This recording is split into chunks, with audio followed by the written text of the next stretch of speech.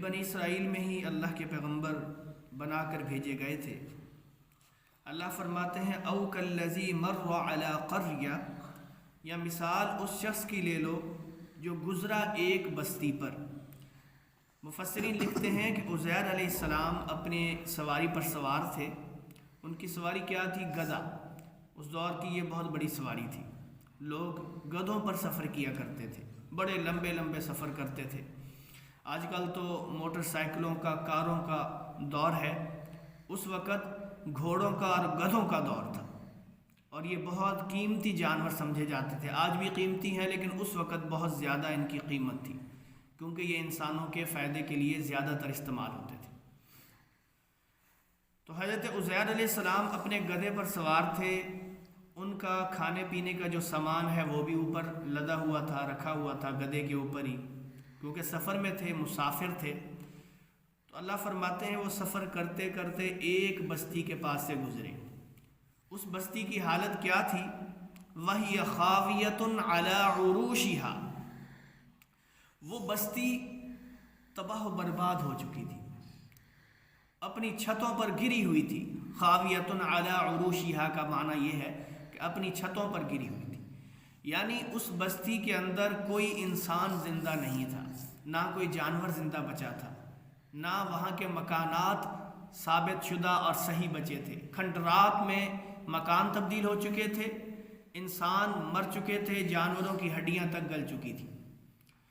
تو جب یہ کیفیت اس نے دیکھی تو قال، کہنے لگا، انا یحیی ھذہ اللہ بعد موتہا، اتنی بربادی کے بعد، اس تباہ شدہ بستی کی حالت کو دیکھنے کے بعد اس کے ذہن میں خیال پیدا ہوا اور اس نے الفاظ میں اس کو بیان کیا، کہنے لگا یحیی ھذہ اللہ بعد موتہا، کہنے لگا انا، اس کو اللہ تعالیٰ کیسے زندہ کرے گا؟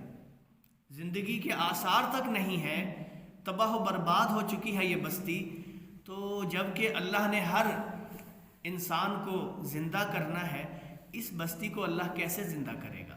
اس نے ایک بات کہی اپنی زبان سے۔ اللہ تعالیٰ تو پھر سب باتیں سنتا ہے، اللہ تو سمیع ہے، بصیر ہے، سننے والا ہے، دیکھنے والا ہے۔ ہم سمجھتے ہیں ہمیں کوئی نہیں دیکھ رہا، لیکن اللہ تو دیکھ رہا ہے۔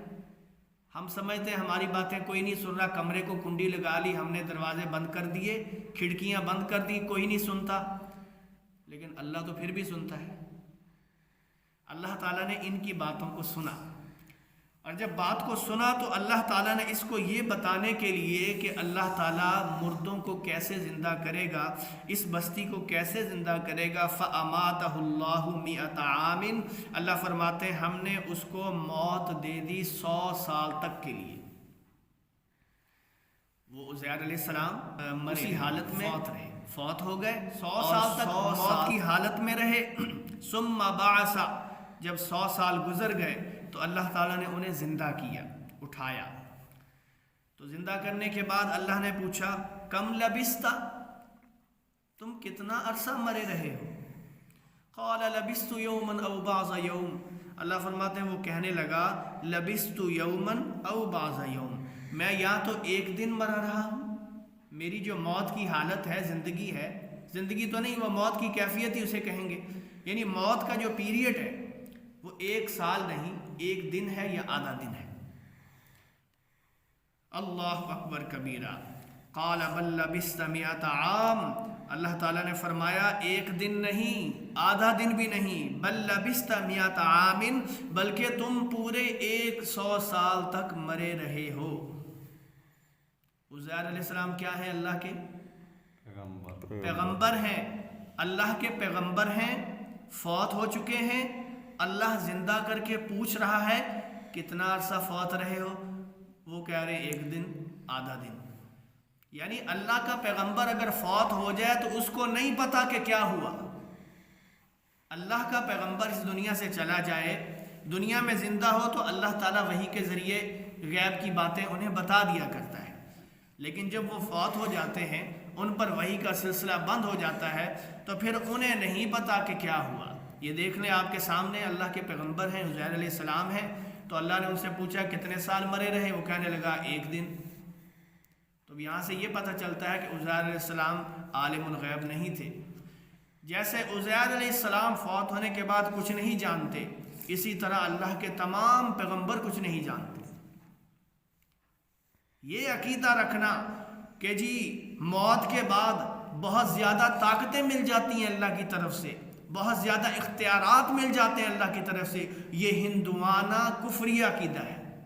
اسلام ہمیں یہ عقیدہ نہیں سکھاتا، اسلام ہمیں یہ سبق دے رہا ہے۔ اللہ کا قرآن کیا کہہ رہا ہے؟ 3 سپارہ، انہوں نے کہا میں 1 دن آدھا دن مرا رہا، اللہ نے فرمایا تو 1 دن آدھا دن نہیں مرا رہا بلکہ 1 سال تک مرا رہا۔ یہاں سے عقیدہ کلیئر کیا، پھر فرمایا اب میں تجھے دکھاتا ہوں کہ میں مردوں کو کیسے زندہ کروں گا۔ فانظر الی طعامک و شرابک لم یتسنہ، تم ذرا نظر کرو اپنے کھانے کی طرف، کھانے پینے کے جو سامان تم نے اپنے گدھے پر رکھا ہوا تھا، اور وہ دیکھو جب تم اس بستی کے پاس آئے تم نے اپنے کھانے پینے کے سامان کو دیکھا تھا، اب پھر دیکھو۔ لم یتسنہ، اللہ فرماتے ہیں ذرا بھی وہ خراب نہیں ہوا، ذرا بھی وہ تغیر سے نہیں گزرا، بالکل صحیح سلامت ہے۔ اور فرمایا وانظر الی حمارک، اپنے گدھے کی طرف دیکھو۔ فرماتے ہیں مفسرین لکھتے ہیں کہ جب اس نے گدھے کی طرف دیکھا تو گدھا تو وہاں تھا ہی نہیں، بس اس جگہ کی طرف دیکھا جہاں انہوں نے گدھے کو ٹھہرایا تھا، وہاں جب دیکھا تو گدھا تو تھا ہی نہیں بلکہ اس کی ہڈیاں پڑی ہوئی تھیں۔ 100 سال کا عرصہ گزر گیا، کتنے زمانے آئے گئے، کتنے حالات چینج ہوئے، زمانوں میں یہ موسم کتنے چینج ہوئے، تو گدھا بیچارہ کیسے بچتا؟ یہاں مفسرین ایک بات لکھتے ہیں، کہتے ہیں کھانا 3 دن سے زیادہ تک نہیں رکھا جا سکتا، 3 دن کے بعد کھانا خراب ہو جاتا ہے، اس میں بو پڑ جاتی ہے۔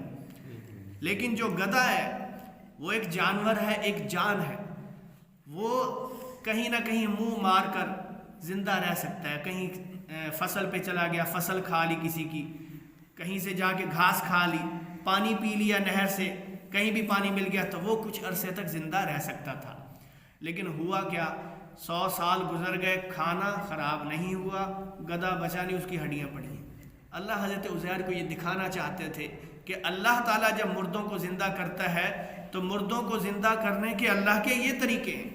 اللہ رب العالمین نے حضرت عزیر علیہ السلام کو جب یہ منظر دکھایا، حضرت عزیر علیہ السلام نے دیکھا کہ گدھے کی ہڈیاں پڑی ہوئی ہیں۔